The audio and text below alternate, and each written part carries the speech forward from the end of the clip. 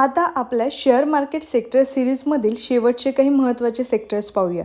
Retail sector यामध्ये ग्राहकांना थेट वस्तू आणि प्रोडक्ट्स विकणाऱ्या कंपन्या येतात. रिअल इस्टेट सेक्टर यामध्ये प्रॉपर्टी डेव्हलपमेंट आणि रेसिडेन्शियल तसेच कमर्शियल रिअल इस्टेटशी संबंधित कंपन्या येतात. उदाहरणार्थ शोभा आणि IRB यांसारख्या कंपन्या. टेलिकम्युनिकेशन सेक्टर यामध्ये टेलिकॉम कंपनीज, मोबाईल ऑपरेटर्स आणि कम्युनिकेशन सर्व्हिसेस देणाऱ्या कंपन्यांचा समावेश होतो. उदाहरणार्थ एअरटेल आणि VI.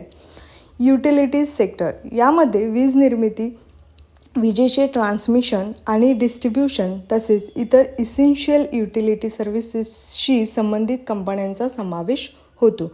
उदाहरणार्थ NTPC आणि पॉवर ग्रिड यांसारख्या कंपन्या. आपल्या संपूर्ण सेक्टर सिरीजमध्ये आपण automotive, banking, finance, cement and construction, chemical, FMCG, IT, manufacturing, media and entertainment, metals and mining, oil and gas, pharma, retail, real estate, telecommunication आणि युटिलिटीज अशा विविध सेक्टर्सबद्दल जाणून घेतले. आणि लक्षात ठेवा, सेक्टर समजला तर कंपनीचा बिझनेस समजायला सुरुवात होते. म्हणून शेअर मार्केट शिकताना फक्त कंपनीचे नाव पाहू नका, ती कंपनी कोणत्या सेक्टरमध्ये काम करते आणि तिचा मुख्य बिझनेस काय आहे हे देखील समजून घ्या. अशा सोप्या पद्धतीने शेअर मार्केट शिकण्यासाठी फॉलो करा निशा अकॅडमी.